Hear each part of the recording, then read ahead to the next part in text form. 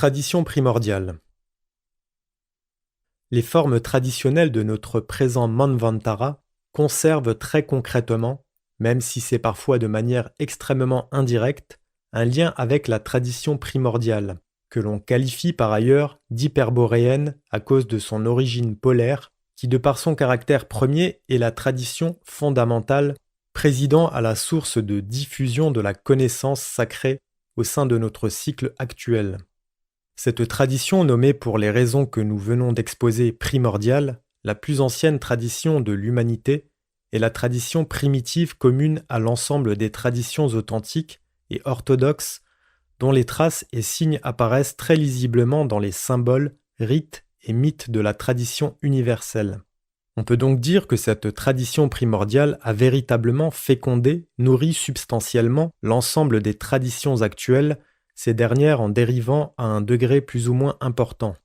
La nature polaire de la tradition primordiale lui confère par ailleurs un caractère central, c'est-à-dire non réductible aux catégories classiques utilisées pour situer la zone géographique d'origine d'une forme spirituelle ou religieuse particulière, catégorie qui se divise, comme nous le savons pour notre ère actuelle, en deux domaines distincts, l'Orient et l'Occident.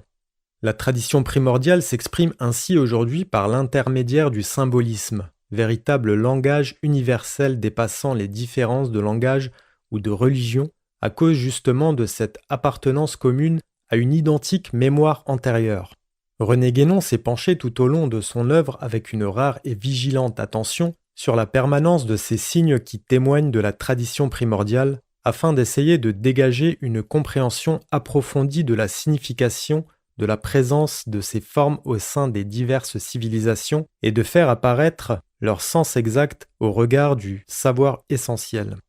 Être en mesure de reconnaître les signes qui manifestent leur rattachement à la tradition oubliée, être capable de lire et d'en comprendre leur sens, telle est finalement la tâche et l'objectif de l'entreprise herméneutique qui présida à l'immense travail effectué par Guénon dans le domaine du symbolisme.